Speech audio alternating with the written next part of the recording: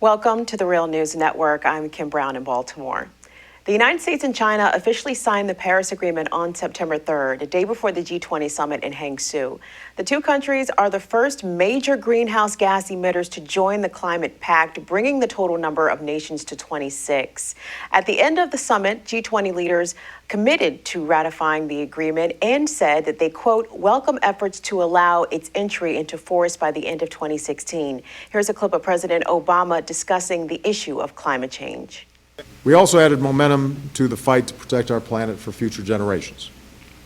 On Saturday, the U.S. and China formally entered the Paris Agreement, and today the G20 welcomed efforts to enter the Paris Agreement into force by the end of this year.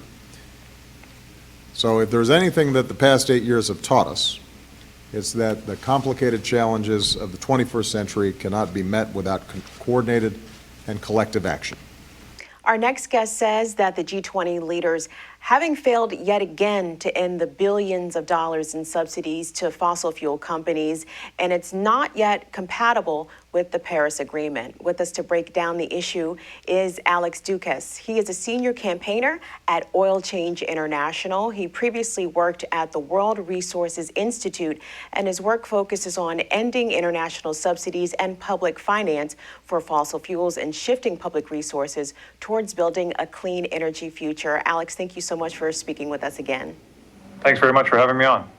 So Alex, break it down for us. How much are the G20 countries subsidizing big oil companies, and are there tax exemptions? Is this a major part of this plan?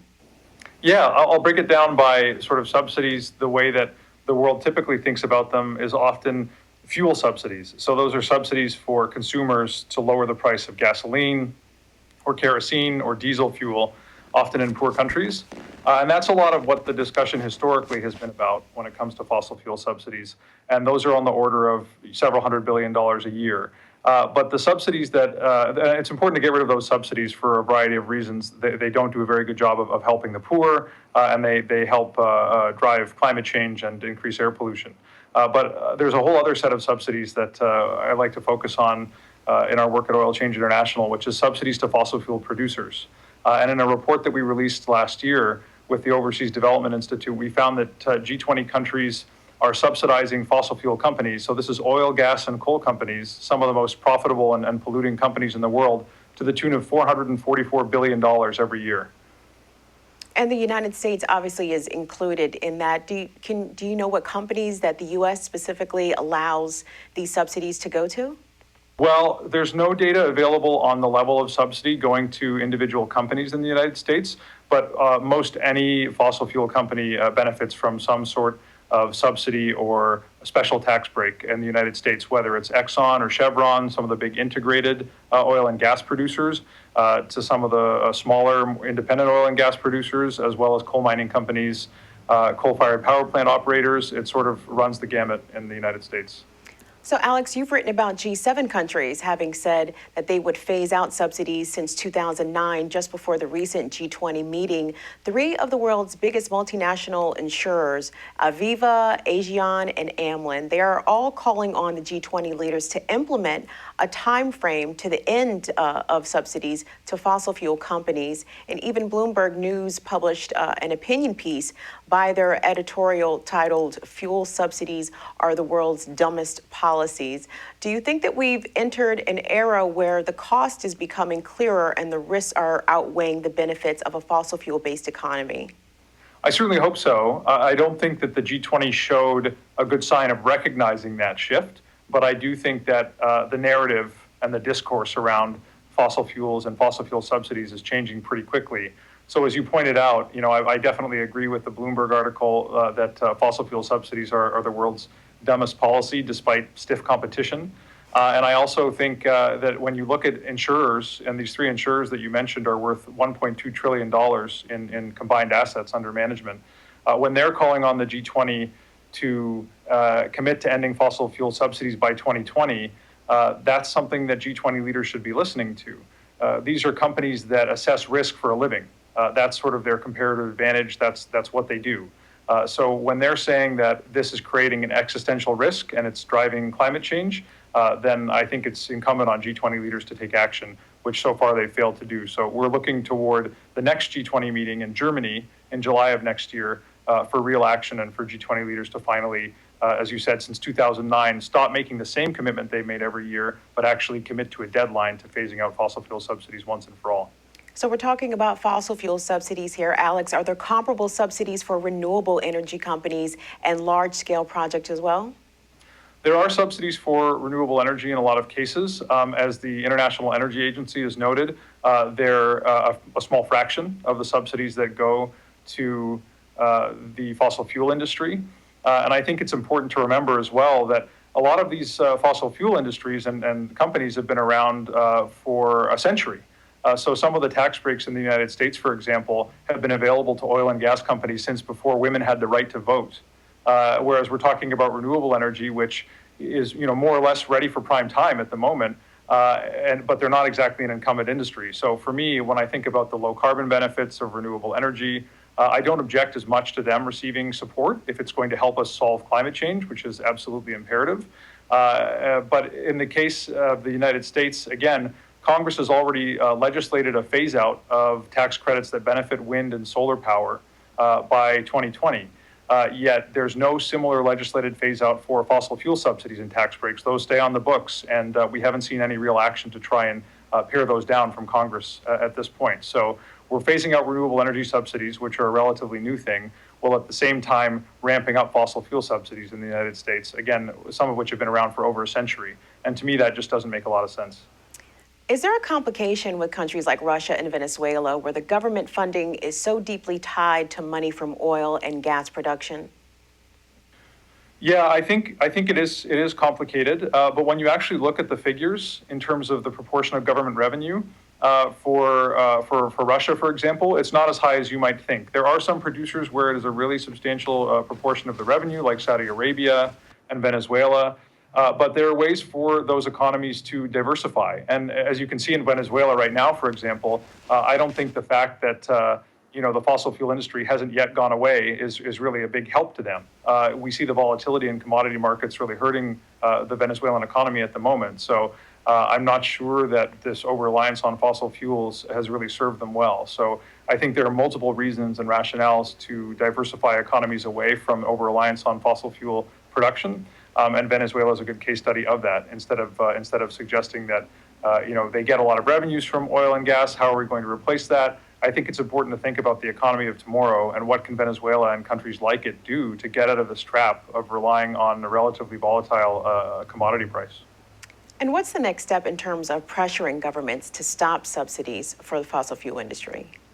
So I think we have the G20 coming next year in Germany, and Germany historically has in many ways been a climate leader. So there's a lot of hope that if we apply enough pressure, if people power comes to the fore, if movements start asking Angela Merkel, the Chancellor of Germany, to really put fossil fuel subsidies on the agenda for the next G20 meeting, that we have a good shot at getting a deadline to phase out these subsidies. And we really need help of regular people to add their voice to that call. So we have a campaign at Oil Change International with many partners called Stop Funding Fossils, and that's one of the things that we're using as a platform to put some pressure on G20 leaders at stopfundingfossils.org. And in the United States, I think the important thing that we can do now is also make best use of the waning days of the Obama administration to say, look, you've committed to taking action on climate change by ratifying the Paris climate change agreement. Now it's time to get rid of all the subsidies that we can as quickly as possible. And that's going to mean, again, building up people power over time and over years. It's not going to happen overnight. But we need to make our voices heard to Congress because they control the bulk of the subsidies through tax legislation. And we really need to let them know that spending our tax dollars to give handouts to Exxon and Chevron is wildly inappropriate, whether you're conservative or progressive or otherwise.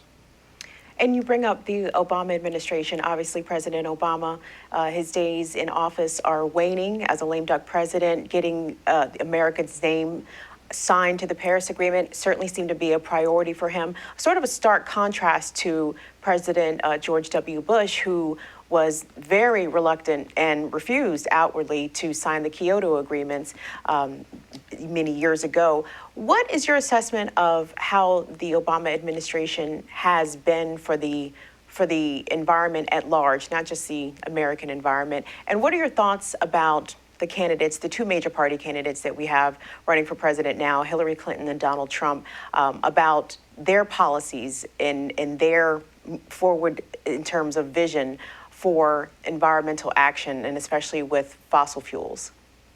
Yeah, I think with the Obama administration, you've touched on something there, which is internationally, the administration, I think, has done actually a very good job of leading the conversation on climate change, helping secure the Paris Agreement. I think they invested a lot of diplomatic energy into winning that battle last year. And that was an exciting and important achievement, although not nearly enough. And I also think they've done a good job on getting, for example, fossil fuel subsidies on the agenda internationally. In 2009 in Pittsburgh at the G20 summit there, the U.S. really drove the inclusion of fossil fuel subsidies on the agenda and helped secure the original commitment from G20 governments to agree to phase out fossil fuel subsidies over the medium term. And unfortunately, we haven't seen much action on that since 2009. But I do think it's a credit to the Obama administration for pushing internationally for some of these important agreements. Where they've fallen down, I think, is at home on the domestic front. There's been some really important progress in, for example, promulgating the Clean Power Plan to reduce emissions from electricity generation. But at the same time, we've seen oil and gas production increase rapidly through the Obama administration, including a rapid increase in fossil fuel production on federal lands. And that's one thing that I think the Obama administration can look at again in light of recent recommitments to the Paris Agreement and ratifying the agreement, is to say, how can we make U.S. energy policy more aligned with U.S. climate policy? And from our perspective, I think one of the answers is saying, well, we know that at least 3/4 of existing reserves of fossil fuels have to stay in the ground unburned if we want to have a chance at meeting the targets outlined in the Paris Agreement, at the limits that are enshrined in that agreement. And the Obama administration could take a stand and could say, look, we're not going to issue new permits for fossil fuel production on federal lands. And I think that would be an important step that they can take. It's within their authority to do. And that's something that we could see from the Obama administration before the administration leaves office. In terms of the candidates, I think that both of them take money from the oil and gas industry. And I think that is something that should be scrutinized. How is that influencing their policy choices? I think that we have, obviously a contrast in approaches, let's put it that way, when it comes to climate. But I think the fundamental tenet for any new administration is going to need to be, we must align our energy policy with our climate policy. We need to apply a climate test to ensure that every decision we're making at the federal level on energy and energy-related infrastructure, pipelines and so on, is in line with our climate policy and our climate agreements. So I think that's something that we'll be looking to either administration for, depending on the outcome of the election in November. We've been speaking with Alex Doukas. He is a senior campaigner at Oil Change International. He previously worked at World Resources Institute, and his work focuses on ending international subsidies and public finance for fossil fuels and shifting public resources towards building clean energy in the future. Alex, we so appreciate your time today. Thank you so much. Thanks very much. And thank you for watching the Real News Network.